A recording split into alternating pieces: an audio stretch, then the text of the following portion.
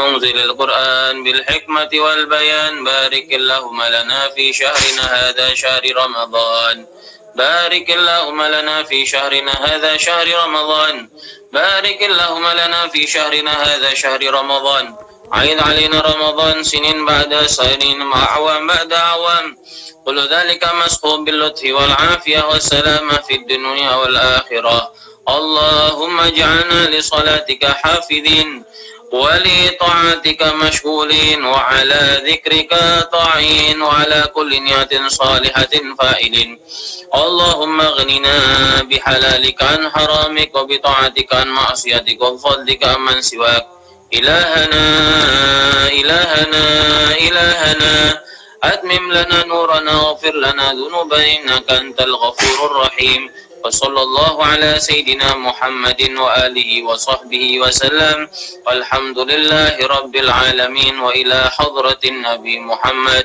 صلى الله عليه وسلم الفاتحة أعوذ بالله من الشيطان الرجيم بسم الله الرحمن الرحيم الحمد لله رب العالمين الرحمن الرحيم مالك يوم الدين إياك نعبد وإياك نستعين اهدنا الصراط المستقيم صراط الذين أنعمت عليهم غير المغضوب عليهم ولا الضالين آمين تقبل الله منكم منا ومنكم تقبل يا كريم الحمد لله رب العالمين. Monggo saya kembalikan kepada sang pembawa acara. Ibu tadi doa Nuzulul Quran oleh Habib Sayyidi. Acara selanjutnya yaitu Bil Hikmah wal Mau'izatul Hasanah oleh beliau Al Habib Sayyidi. Kepada beliau Habib Sayyidi disilakan. Semoga. Assalamualaikum warahmatullahi wabarakatuh.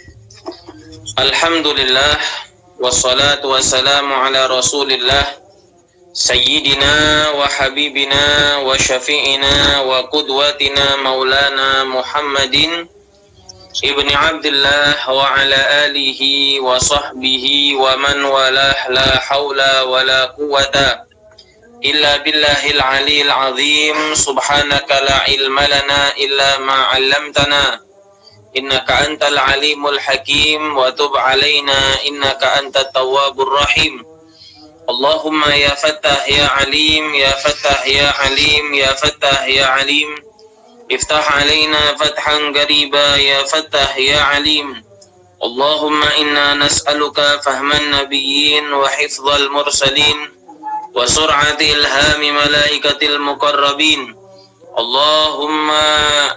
Allahumma akhrij min qulubina kulla qadarin lid dunya wa kulla mahallin lil khalq yamilu bina ila ma'siyatik aw yushghiluna an ta'atik aw yahulu bainana wa baina tahaqquqi bi ma'rifatikal khassah wa mahabbatikal khalisah nawaina ta'allum wa ta'lim wa tadhakkur wa tadhkir wan naf'a wal intifa' wal ifadata wal istifadah والحث على تمسك بكتاب الله وسنة رسوله صلى الله عليه وسلم والدعاء إلى الهدى والدلالة على الخير ابتغاء وجه الله ومرضاته وثوابه وقربه سبحانه وتعالى إلهي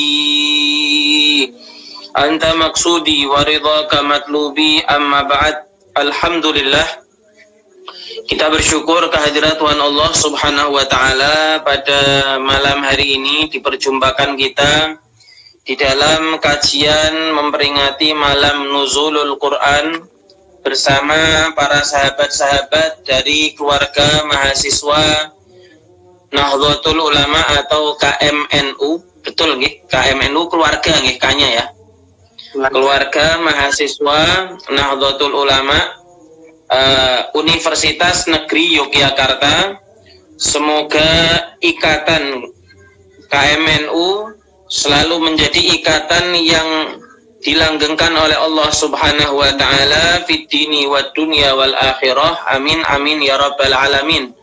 Salawat serta salam marilah selalu kita haturkan kepada junjungan kita baginda Nabi Muhammad sallallahu alaihi wa ala alihi wa sahbihi wasallam, serta para sahabatnya, serta para pengikutnya ila yaumil qiyamah, ya amin ya rabbal alamin.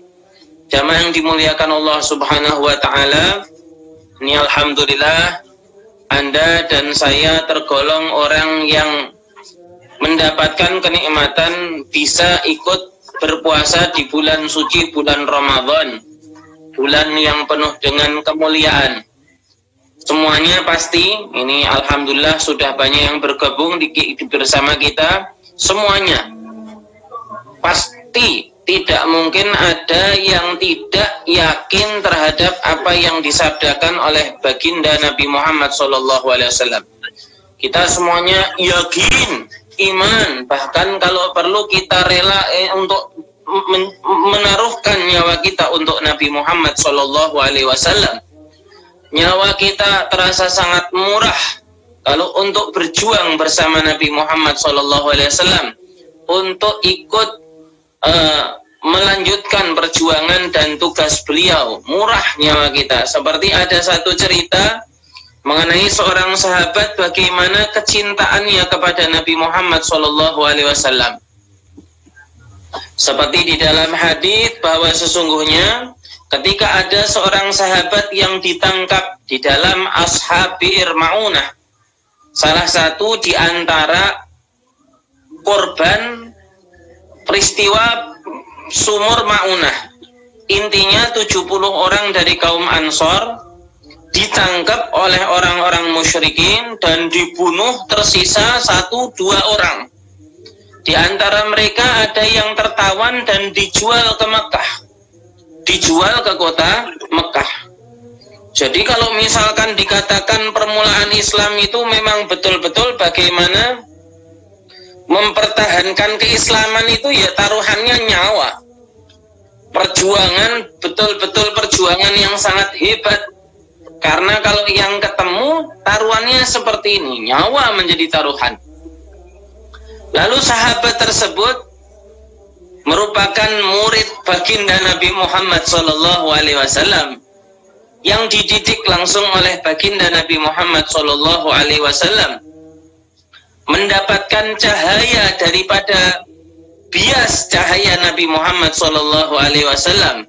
Dia ditawan, dia dipenjara di kota Mekah. Lalu apa yang terjadi? Ketika dia diletakkan di suatu tempat, maka anak yang punya tempat ini, anak kecil, jalan-jalan di rumahnya, karena itu memang rumahnya dia, masuk ke tempat dia ditawan. Padahal sebelumnya ini sang tawanan meminta kepada yang tuan rumah, besok aku mau dihukum mati. Apakah boleh aku meminta alat cukur rambut supaya aku mau membersihkan wajahku ini? Maka sama yang tuan rumah diberikan alat pencukur rambut. Cuman ketika dia lagi nyukur rambut, ini sang anak yang punya rumah datang dan masuk ke dalam tempat di mana dia ditawan.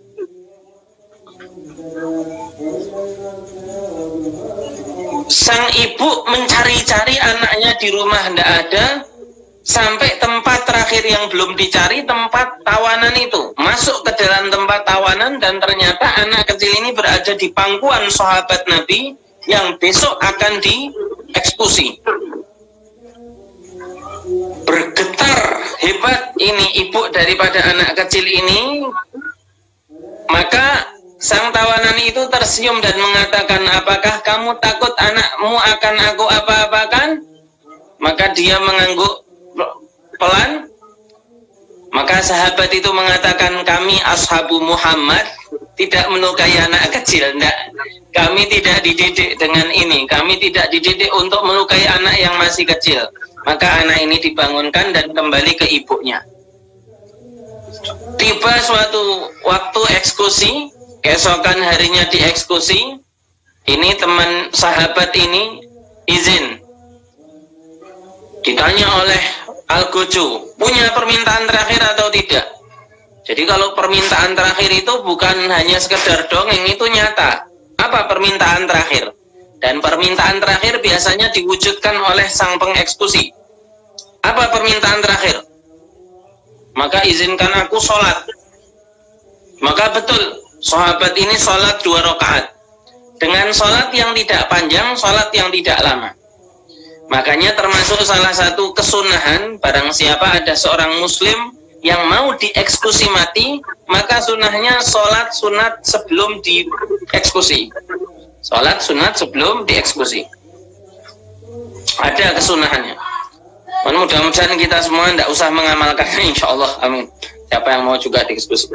Lalu salam ini, assalamualaikum warahmatullah. Assalamualaikum warahmatullah. Orang-orang melihat kok sebentar. Maka sahabat ini berkata, kalau aku tidak khawatir kalian mengira aku itu takut mati, niscaya akan aku panjangkan sholatku ini saat ini. Akan tetapi aku khawatir kalian mengira panjangnya sholatku, aku takut mati. Tidak, aku tidak takut mati. Maka betul, siap dieksekusi. Ketika di tiang eksekusi, ditanya oleh Abu Sufyan yang saat itu merupakan satu di antara pembesar kaum kafir Quraisy, wahai akhul Arab, wahai saudara sesama orang Arab, kalau engkau memberikan jawaban yang menyenangkan hatiku, aku akan berusaha untuk membebaskanmu. Jawablah pertanyaanku ini. Kira-kira kalau Muhammad di tempatmu, engkau di rumahmu, apakah engkau senang dan bahagia? Sahabat Ansor yang sudah diambang kematian ini mengatakan, la wallah, demi Allah, aku tidak suka Nabi Muhammad tertusuk duri sedangkan aku sedang berada di rumahku bersama keluargaku. Jangankan di tiang pancung dan tiang eksekusi, Nabi Muhammad terkena duri aku tidak rela sedangkan aku di rumahku. Kalau bisa aku akan menghadang duri itu supaya biar aku yang kena, Nabi Muhammad tidak terkena. Akhirnya timbullah perkataan Abu Sufyan Sakhar bin Harb yang sangat fenomenal. Ma ra'aitu ahadan yuhibbu ahada kahubbi ashabi Muhammadin Muhammada. Tidakkah aku pernah melihat ada seseorang yang cinta kepada orang lain lebih daripada cintanya teman-teman sahabat Muhammad ini kepada Muhammad sallallahu alaihi wasallam. Shallu ala Nabi Muhammad. Tentunya kita semuanya yakin kepada baginda Nabi Muhammad sallallahu alaihi wasallam. Kalau kamu betul-betul yakin kepada Nabi, isma, dengarkan.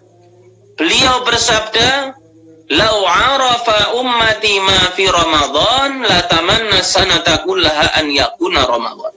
Kalau umatku itu mengetahui hakikat bulan suci bulan Ramadan, niscaya mereka akan mendambakan, akan memimpikan bahwa setahun penuh Ramadan semuanya.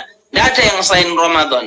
Bulan Safar, Rabiul Awal, Rabiul Tsani, Jumadal Awal, Rajab, Syawal, semuanya kalau bisa Ramadan. Tidak ada satupun yang bukan Ramadan. Dikatakan oleh para alim ulama, li syiddati azami rahmatillahi fi hadha syahr. Karena besarnya rahmat yang Allah turunkan di bulan kita yang sangat luar biasa ini, bulan suci, bulan Ramadan. Makanya alhamdulillah, alhamdulillah, alhamdulillah, kita tergolong orang yang berjumpa dengan bulan Ramadan. Semoga Ramadan tahun ini Allah Ta'ala jadikan lebih baik daripada Ramadan-Ramadan yang sebelumnya. Allahumma amin amin ya rabbal alamin. Jamaah yang dimuliakan Allah, sebelum kita membahas mengenai nuzulul Quran yang merupakan inti daripada kajian kita pada malam hari ini, sedikit kita juga memahami dan mengetahui tentang Ramadan dan bagaimana Nabi Muhammad SAW di bulan suci bulan Ramadan. Kana fardhu Ramadan fi sanati tsaniyah minal hijrah. Ada yang tanya, Beb, ini Ramadan ini diwajibkan oleh Allah kapan sih? Bukan di awal-awal Islam. Akan tetapi puasa Ramadan Allah Ta'ala wajibkan di tahun kedua di bulan Hijrah.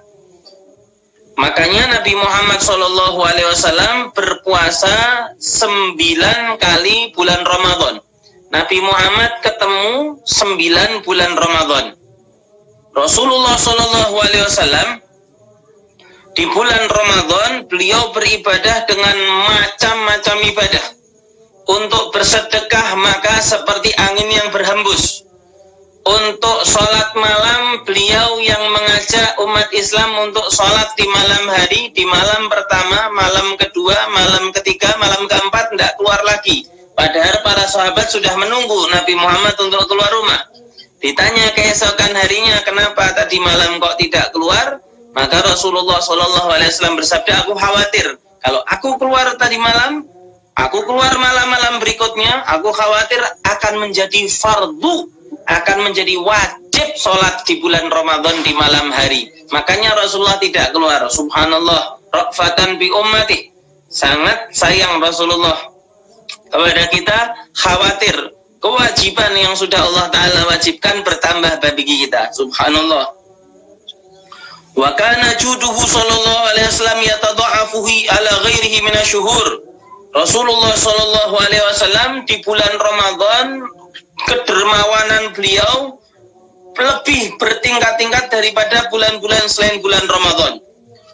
Fayudarisuhul Quran fala Rasulullah sallallahu alaihi wasallam hina yalqahu Jibril ajwadu bil khair minar rihil mursalah. Terlebih lagi kalau misalkan Rasulullah setelah bertemu dengan malaikat Jibril, maka beliau sallallahu alaihi wasallam itu lebih kencang kedermawanannya daripada angin kencang yang berhembus. Sallallahu alaihi wa ala alihi wa sahbihi wasallam. Diriwayatkan bahwa sesungguhnya malaikat Jibril salam itu selalu mendatangi Nabi Muhammad untuk mengulang-ulang Al-Quran yang sudah diturunkan oleh Allah Subhanahu wa Ta'ala, memastikan apa-apa yang sudah diturunkan oleh Allah Ta'ala dari wahyu. Maka bulan Ramadan, sebelum datangnya bulan Ramadan, Rasulullah SAW selalu berkata, Allah telah bulan yang penuh dengan berkah. Kutiba alaikum siyamuh, diwajibkan kepada kalian berpuasa. Tuftahu fihi abwabus sama, dibukakan pintu-pintu langit. Wa tughlaqu fihi abwabul jahim, ditutup pintu-pintu neraka. Wa tughallu fihi syayatin, dan diikat setan-setan itu diikat di bulan suci bulan Ramadan. Fihi lailatun khairum min alfi syahrin, di bulan Ramadan ada satu malam yang lebih baik daripada 1000 bulan. Man hurima khairaha faqad hurimal khairal katsir. Barang siapa yang terhalang dari kebaikan yang ada di bulan Ramadan, maka sudah terhalang dari segala macam kebaikan yang sangat banyak. Nabi Muhammad SAW menyambut bulan Ramadan semenjak masuk bulan Rajab. Ini sambutannya bukan kalau masuk awal Ramadan, enggak. Dari bulan Rajab. Dari bulan Rajab. Sallallahu alaihi wa ala alihi wa sahbihi wasallam. Pertanyaannya, bagaimana dengan kita? Nabi Sallallahu alaihi wasallam yang sudah bisa dipastikan pasti masuk ke dalam surga. Bagaimana dengan kita? Apakah kita sudah betul-betul memanfaatkan bulan Ramadan ini dengan sebaik-baiknya? Apakah kita sudah memastikan bagian yang besar dari bulan Ramadan ini? Mudah-mudahan Allah Ta'ala jadikan kita tergolong orang-orang yang bisa mendapatkan keutamaan bulan suci bulan Ramadan. Allahumma amin amin ya rabbal alamin. Bil khusus, terlebih lagi bulan suci bulan Ramadan ini bulan diturunkannya Al-Quran. Syahrul Ramadan alladhi unsila bihil Quran hudan linnasi wa bayyinatin minal huda wal furqan. Sungguhnya di bulan Ramadan ini sudah diturunkannya Al-Quran sebagai petunjuk bagi seluruh manusia wa bayyinatin minal huda wal furqan, dan menjelaskan bagi petunjuk-petunjuk dan sebagai pembeda antara hak dan yang batil. Ini makanya dikatakan oleh para alim ulama bahwa sesungguhnya Al-Qur'anul Karim yang diturunkan oleh Allah Ta'ala kepada kita, kepada Nabi Muhammad SAW dan umatnya, merupakan a'adhamu mu'jizatin, merupakan mukjizat yang paling agung, mukjizat yang paling istimewa, tidak bisa disamakan dengan kitab-kitab yang lain. Al-Qur'anul Karim lafadznya otentik dari semenjak diturunkan hingga saat ini. Tidak ada perubahan sama sekali di dalam Al-Quran yang diturunkan oleh Allah kepada baginda Nabi Muhammad Sallallahu Alaihi Wasallam. Al-Quran, Masya Allah. Harap diketahui bahwa sesungguhnya mukjizat-mukjizat para nabi itu tergantung dengan zaman, tergantung dengan keadaan kepada siapa mereka diutus. Kalau di zaman Nabi Musa, maka yang paling menjadi barometer orang-orang pada saat itu ialah ilmu sihir. Maka Nabi Musa alaihi salam memiliki suatu perkara yang dari Allah, yang kalau misalkan ditandingkan dengan ilmu sihir, maka ahli sihir sepinter-pinternya tahu kalau ini bukan sihir. Apa itu? Tongkat kita sudah bahas dengan pembahasan yang sering mestinya. Akan tapi Nabi Musa alaihissalam itu punya tangan yang kalau dimasukkan ke dalam bajunya, dikeluarkan tangan itu terang seperti cahaya yang sangat terang, seperti lampu dari tangan beliau. Semuanya tahu ini bukan manusia, ini bukan buatan manusia, cahaya yang terang dan benderang seperti itu. Nabi Isa alaihissalam, di zaman Nabi Isa alaihissalam, itu yang menjadi barometer tolak ukur seseorang itu dengan ilmu pengobatan. Makanya Nabi Musa alaihissalam memiliki mukjizat, bisa menyembuhkan penyakit belang yang tidak bisa diobati, bisa menyembuhkan penyakit kusta yang tidak bisa diobati, bahkan bisa membangunkan orang yang sudah mati. Yur piye kuwi? Wong wis mati kok kontangi. Lah. Ada anaknya Nabi Nuh, Sam bin Nuh, dibangunkan oleh Nabi Musa. Rambutnya putih semuanya, Sam bin Nuh. Termasuk putra Nabi Nuh yang ikut masuk ke dalam bahtera Nabi Nuh alaihi salam. Ubanan semuanya rambutnya. Ditanya Nabi Isa, sepaham kami, uban itu pertama kali Nabi Ibrahim. Kenapa engkau memiliki uban, wahai kakek? Maka Sam bin Nuh menjawab, menahan rasa sakitnya kematian, wahai Isa. Ini semuanya Allah. Mudah-mudahan Allah Ta'ala berikan kelembutan kepada kita ketika ajal menjemput kita. Semoga Allah Ta'ala berikan kemudahan, insya Allah, berikan husnul khatimah, insya Allah. Amin, amin ya rabbal alamin. Jamaah yang dimuliakan Allah, mati suruh bangun. Habib, kalau zaman Nabi Muhammad SAW dikatakan oleh Syekh Yusuf bin Ismail An-Nabhani, kalau kita mau membahas mengenai mukjizat-mukjizat baginda Nabi, tidak ketemu akhirnya. Setiap kali kita bahas tentang mukjizat beliau, pasti ketemu lagi, pasti ketemu lagi, pasti ketemu lagi. Bahkan ada satu mukjizat Nabi atau kejadian aneh di zaman Nabi Muhammad yang membuktikan kenabian beliau. Ini cerita saya juga baru dapetin.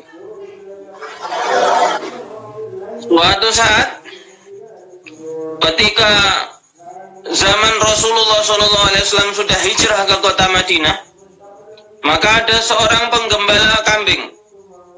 Ketika lagi gembala kambing, kambingnya satu hilang, cari-cari. Ternyata kambingnya sudah digigit sama serigala. Maka sama sang penggembala gimana caranya? Direbut ini kambing dan diambil. Wah! Maka serigalanya sambil marah gitu bilang, Pak, itu udah rezekinya saya, itu jangan diambil. Ini penggembala kambing lihat segalanya ngomong, itu rezeki saya, itu jangan diambil, itu Allah yang sudah ngasih rezeki kepada saya. Pas kamu tidak lihat saya bisa mengambilnya, itu rezeki saya, Pak. Maka penggembala kambingnya bilang, weh, ajaib, ajaib bin ajaib ini, aneh bin ajaib. Serigala ngomong, ada serigala bisa ngomong, ini ajaib ini.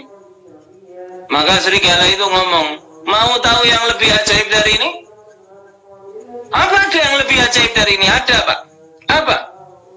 Nggak jauh dari sini ada utusan Allah yang Allah Ta'ala utus untuk menyampaikan kabar-kabar dari Allah. Siapa yang bergabung dengannya menjadi prajurit Allah dan pasti dimasukkan ke dalam surga. Nggak jauh dari sini. Sedangkan sampean ini masih di ini ngopeni wedhus. Nggak jauh dari sini ada utusan Allah, nabinya Allah, sampean kok malah milih ngopeni wedhus? Dono, Pak. Kesana Bapak, pergi. Ikuti dia, dengar perkataannya. Itu utusan Allah yang hak. Serigalanya mau idzatul hasanah. Ini ada di kitab Anwarul Muhammadiyah Minal Mawahibil Laduniyah, karya Al-Qadhi Asy-Syaikh Yusuf bin Ismail An-Nabhani. Maka ini penggembala ini, serigala, kalau saya ke sana yang jagain kambing saya siapa dong? Saya ini penggembala kambing. Maka serigalanya bilang, kalau Bapak betul mau pergi, biar kambingnya tak jagain. Ada transaksi deal tertentu. Betul ya, kamu jagain ya? Iya, tak jagain. Orang yang goblok aja pasti tahu ini serigala bisa ngomong pasti sudah dengan izin Allah, izin yang menciptakan bumi dan langit. Pergi sang penggembala kambing menuju ke kota Yathrib, tanya tentang Nabi Muhammad, ketemu dengan Nabi dan cerita mengenai serigala yang ngomong. Akhirnya Rasulullah SAW menerima syahadatnya dan Rasulullah bilang, beritahukan kepada orang-orang ceritamu ini. As-salatu jami'ah, dikumpulkan para sahabat ke masjid, mereka berkumpul bercerita ini. Penggembala kambing, saya lagi di tengah-tengah padang pasir, kambing hilang, ada serigala yang nyolong, gini, serigala itu bilang kemari. Ini sekarang saat ini serigala saya lagi nungguin kambing saya. Tidak lama setelah itu Rasulullah sudah mengizinkan bapak itu pergi, sudah dalam keadaan Islam, dalam keadaan iman. Kembali ke tempat menggembalakan kambing, ternyata betul serigalanya masih nungguin. Melihat bagaimana keelokan serigala ini di dalam menjaga amanah, ambil kambing satu, disembelih, wes serigala ini buat kamu, hadiah atas islamannya saya, tasyakuran, saya sudah masuk ke dalam agama Islam. Subhanallah, subhanallah, subhanallah. Ini baru satu di antara mukjizat baginda Nabi Muhammad SAW. Antara mukjizat-mukjizat itu yang paling agung ialah Al-Quranul Karim. Di dalam Al-Quran tidak bisa dielakkan, baik orang yang dulu ataupun orang yang sekarang, bagaimana keotentikan Al-Quran itu wahyu dari Allah Subhanahu wa Ta'ala. Dikatakan ketika Rasulullah SAW diutus Allah, yang menjadi barometer pada saat itu ialah bagaimana kefasihan orang di dalam berbahasa. Ilmu tata bahasa itu betul-betul menjadi barometer seseorang di saat itu. Maka Rasulullah turun di pusat budaya bahasa Arab yang tertinggi. Bahkan ada pasar sastra. Masya Allah. Ini bukan pasar pasti atau Beringharjo atau Ngasem, ini urusannya beda. Nek pasti urusannya sama Al-Manu'iyah ini, Wal-Kewaniyah. Cuman ini pasar sastra yang dijual di situ syair. Kalau penyair itu banyak uangnya. Kenapa? Kalau syairnya bagus, orang-orang tidak akan berat untuk memberikan uang. Kalau misalkan penyair kedatangan orang kaya, langsung dia mengubah syair, untuk memuji orang kaya itu. Orang kaya itu dipuji seneng kasih duit. Lalu apa yang terjadi? Ketika Al-Quran berada di tengah-tengah mereka, di tengah-tengah bagaimana tata bahasa Arab yang terindah, yang paling jago, sak jago-jagonya, mereka tahu bahwa Al-Quran ini bukan perkataan manusia. Bukan perkataan manusia. Bahkan ada satu di antara pemimpin kafir Quraisy yang namanya Al-Walid ibnul Mughirah. Al-Walid ibnul Mughirah ini merupakan punggawa orang Mekah yang memiliki kelebihan di dalam kefasihan. Jadi kalau untuk hitungan orang ahli syair ini wes sak top-tope wong. Paling hebat-hebatnya orang. Menilai juri Grandmaster of the Syair, of the Syair. Sampai suatu saat Mughirah, Al-Walid ibnul Mughirah mendatangi Nabi Muhammad SAW. Lalu Al-Walid ibnul Mughirah bilang sama Rasulullah, Muhammad, aku pengen dengar yang menjadi gegernya orang-orang Mekah. Engkau mengatakan diwahyukan dari pencipta alam semesta, dari Allah. Coba sampaikan kepadaku. Maka Rasulullah SAW membaca Al-Quran. A'udzubillahi minasyaitonirrajim. Bismillahirrahmanirrahim. Innallaha ya'muru bil adli wal ihsani wa ita'i dzil qurba wal munkari wal baghi ya'idukum la'allakum tadhakkarun. Dibacakan surat An-Nahl ayat 90 kepada Al-Walid ibnul Mughirah. Apa yang terjadi? Al-Walid ibnul Mughirah bilang, bisakah engkau mengulanginya sekali lagi? Sama Rasulullah diulangi. Setelah itu Al-Walid ibnul Mughirah kembali ke antara orang-orang punggawa-punggawa Quraisy. Aku sudah mendengar langsung apa yang telah dikatakan oleh Muhammad. Demi Allah, ini bukan perkataan manusia. Ini bukan perkataan manusia. Ketika didengar, sangat manis lantunannya. Yo, beda karo jenengan kula niki maca Quran tambah suwe ora kok tambah seneng tambah ngantuk. Maka harus Anda ketahui, orang kafir penentang Rasulullah mati kafir. Al-Walid ibnul Mughirah tidak masuk ke dalam agama Islam, bisa tahu bagaimana indahnya Al-Quran. Ini orang kafir saja bisa merasakan nikmatnya di dalam mendengar ayat-ayat suci Al-Quran. Bagaimana dengan kita? Orang yang sudah lahir ke atas muka bumi ini dalam keadaan Islam, dalam keadaan iman, sudah mukmin dari kecil sholat, sing kafir ngonge Al-Quran atine gendrodok. Kita dari kecil sudah, dari lahir mungkin kita itu sudah muslim, cuman baca Quran mripate sing drodok. Wah, belen dadak. Allah ya ikhwani. Ikrimah bin Abi Jahal, orang yang tadinya paling anti-antinya Islam, bapaknya Fir'aunnya umatnya Nabi Muhammad. Setelah dia mengenal Islam, masuk ke dalam agama Islam, ketika mau membaca Al-Quran, dia mengatakan kalamu Rabbi, menghayati. Seperti kalau jenengan lagi sholat, wajah tu waji di dalam doa iftitah, ada satu permulaan yang di situ Anda diolah hatinya. Wajah tu wajhiya lilladzi fatara samawati wal ard hanifan musliman wa ma ana minal musyrikin inna salati wa nusuki wa mahyaya lillahi rabbil alamin la syarika lah wa bidzalika umirtu an akuna minal muslimin.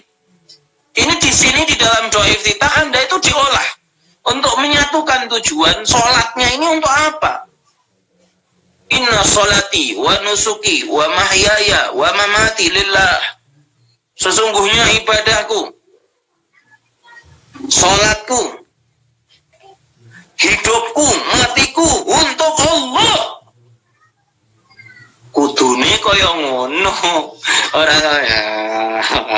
Ora tarawih ngene iki apa meneh separuh terakhir ngono iki wis lungguh karo ngadeke suwe lungguh. Nek imame durung meh rukuk ngono iki jek meng pijet-pijetan. Ayo. Beb, saya itu terawihnya kadang-kadang ya cek malas-malasan. Bayangkan kalau tahun depan Anda tidak ikut terawih.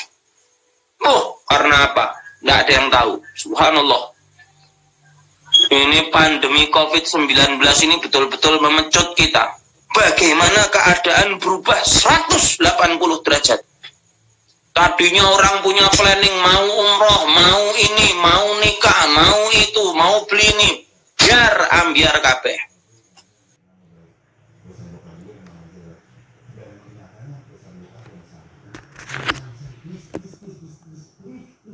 Tekan di mau kuwi. Anaknya Fir'aunnya umatnya Nabi Muhammad, Abu Jahal. Ikrimah bin Abu Jahal kalau misalkan mau membaca Al-Quran, beliau mengatakan, suatu saat Ikrimah ini masuk ke dalam agama Islam dan baik Islamnya. Kala murabbi, ini firman Tuhanku, sampai nangis, sampai pingsan. Bagaimana dengan kita? Makanya termasuk salah satu hal yang perlu kita teguhkan di dalam hati kita, seperti tema malam Nazul Quran pada malam hari ini, membumikan Al-Quran.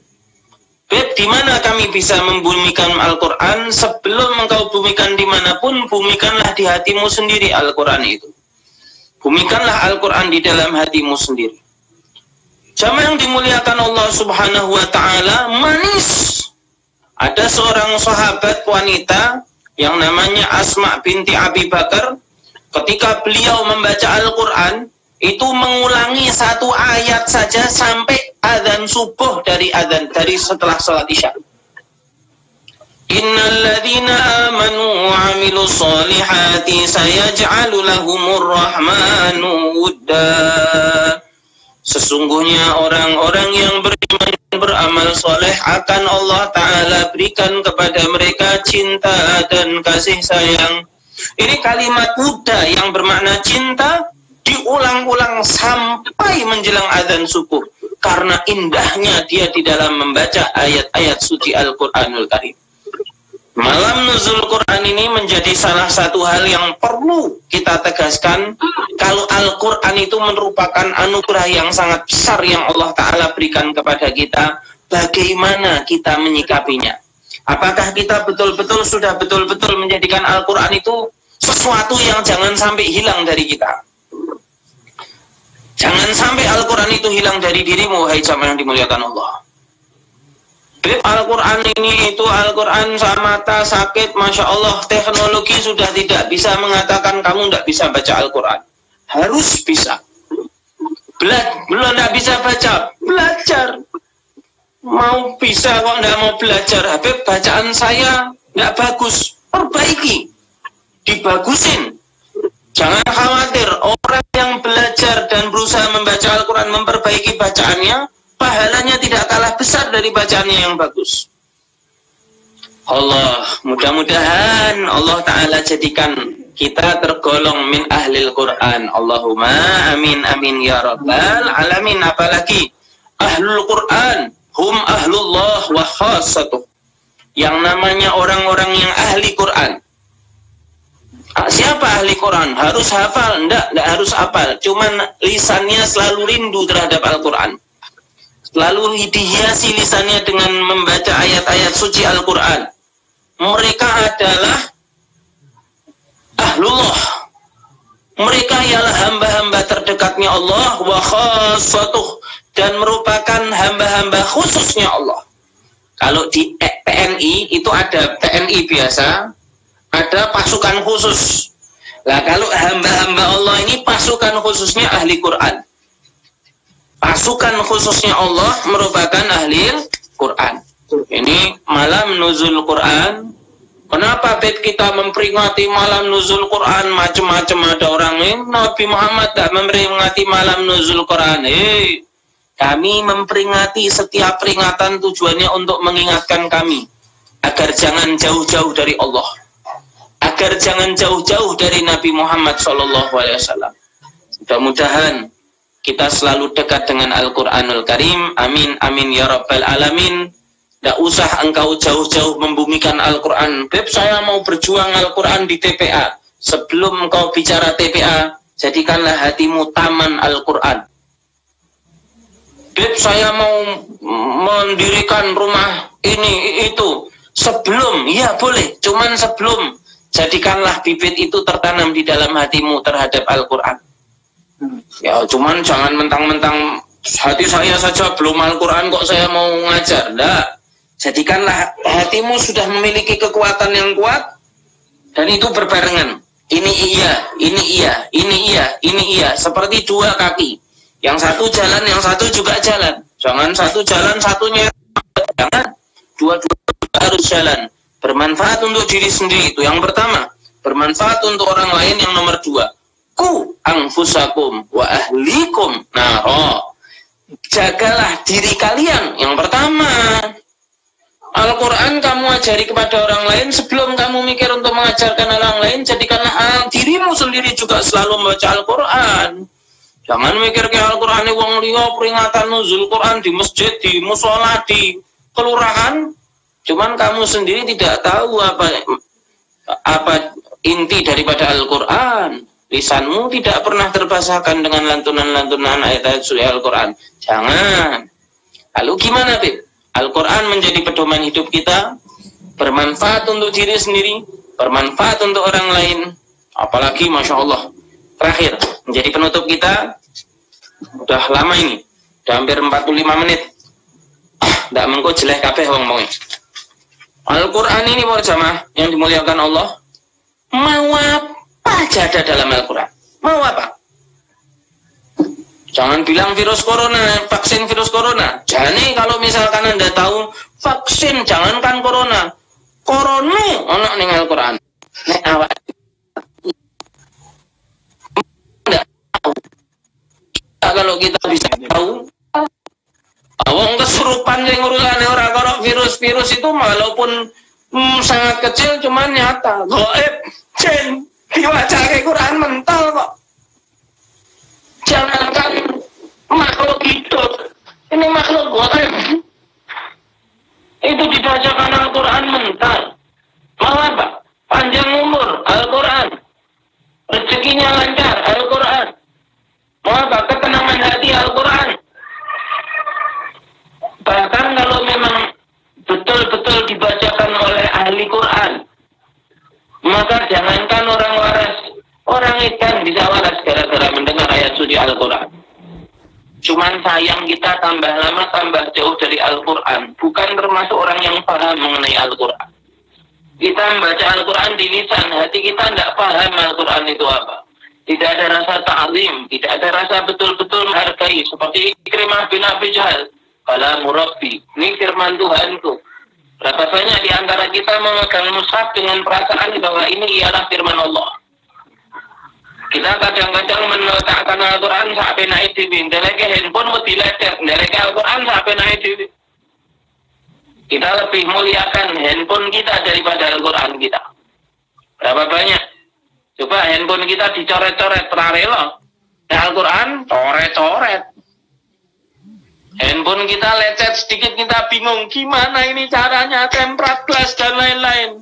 Al-Quranmu lecet, ora apa-apa, itu ku meneh. Kalau handphone kena air bingung, Al-Quran kena air, tidak apa-apa, yang penting kan dibaca. Oh, bagaimana bisa kita mendapatkan anugerah yang Allah Ta'ala pendamkan di dalam Al-Quran, sedangkan di dalam hati kita tidak mengagungkan dan menghormati Al-Quran. Mudah-mudahan Allah Ta'ala jadikan kita orang-orang yang bisa menjadi tempat Al-Quran tumbuh dan subur insya Allah. Amin, amin ya Rabbal Alamin. Malam nuzul Quran Habib, malam nuzul Quran itu penjelasannya gimana? Diturunkan Al-Quran. Bukankah Al-Quran itu diturunkan Sallallahu Alaihi Wasallam secara berkala? Betul. Al-Quran diturunkan dengan dua macam. Yang pertama dari Lauhul Mahfuz menuju ke samai dunia. Langitnya bumi, langitnya dunia. Ini mikir ojo banter-banter, enggak. Pokoknya seperti ini yang kita dapatkan di dalam pemahaman di dalam penjelasan para alim ulama yang memiliki sumber yang sangat otentik. Jadi dari Lauhul Mahfuz, tempat dicatatnya segala sesuatu yang terjadi dan akan terjadi, itu diturunkan oleh Allah Subhanahu wa Ta'ala di langit dunia. Nah, di langit dunia ini malaikat Jibril mengambil sesuai dengan keadaan, sesuai dengan perintah Allah Subhanahu wa Ta'ala, diwahyukan secara berkala selama 23 tahun. Ini malam nuzul Quran. Apakah malam nuzul Quran itu sama dengan malam Lailatul Qadar ini dan ini dan itu? Jangan khawatir. Malam nuzul Quran, malam Lailatul Qadar tidak jauh beda. Malam nuzul Quran itu Nabi Muhammad mendapatkan wahyu untuk pertama kali di Gua Hira, surat Al-Alaq ayat 1 sampai 5. Sedangkan kalau malam Lailatul Qadar itu diturunkannya Al-Quran ke sama dunia dari Lauhul Mahfuz. Dari sama Lauhul Mahfuz ke langitnya dunia. Maka yang mana yang utama, Habib? Semuanya malam yang utama mengingatkan kita terhadap Al-Quran. Terakhir, sebelum saya tutup, Lailatul Qadar. Kang, Mbak Yu, Mas, semuanya, saya doakan semoga mendapatkan keutamaan malam Lailatul Qadar. Ingat, hidup kita ini 60-70 tahun. Lailatul Qadar, kalau ketemu itu Anda mendapatkan ibadah plus 82 tahun. 1000 dibagi 12, 82, 83 kurang lebih. Itu kalau misalkan Anda beribadah di satu malam, maka langsung mendapatkan plus 83 tahun. Siangnya berpuasa, malamnya ibadah. Lailatul Qadri khairum min alfi syahr. Malam Lailatul Qadar itu bahkan lebih baik daripada 1000 bulan.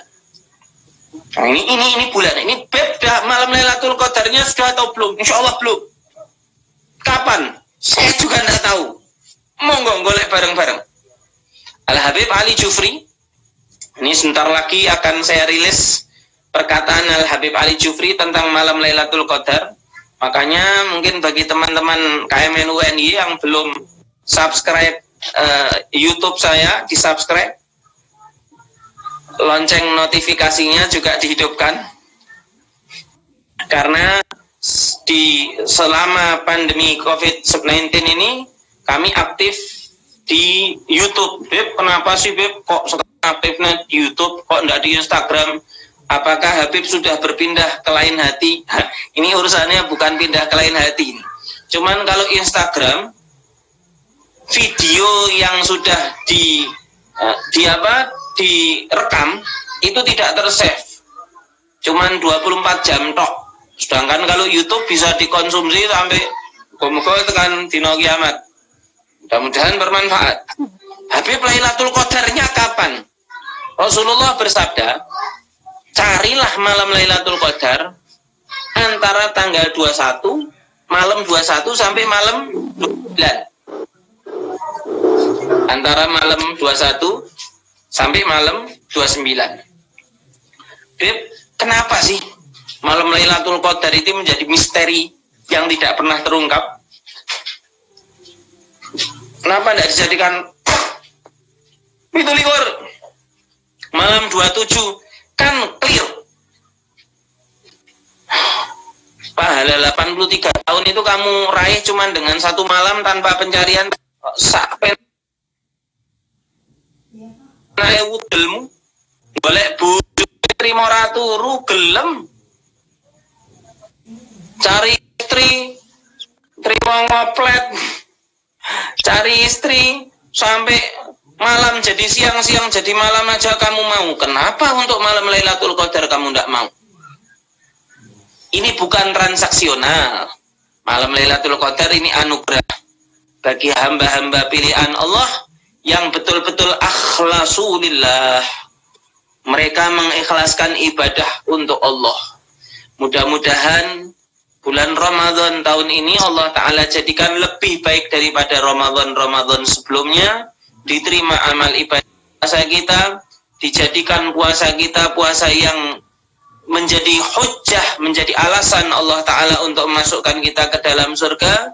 Dan mudah-mudahan Allah Ta'ala perjumpakan kita dengan malam dengan pahala 1000 bulan, yaitu malam Lailatul Qadar. Mudah-mudahan Allah Ta'ala hidupkan diri kita dengan Al-Quran.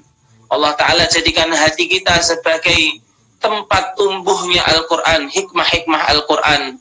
Dan mudah-mudahan Allah Ta'ala jadikan kita selalu bermanfaat untuk orang lain, terlebih lagi di dalam Al-Quranul Karim. Baik membaca Al-Quran, memahami Al-Quran, mengenalkan Al-Quran, dan segala sesuatu yang berhubungan dengan Al-Quran. Amin, amin, ya Rabbal Alamin. Kurang lebihnya mohon maaf. Akhirul kalam, hadanallah wa iyyakum ajmain. Assalamualaikum warahmatullahi wabarakatuh. Monggo saya kembalikan kepada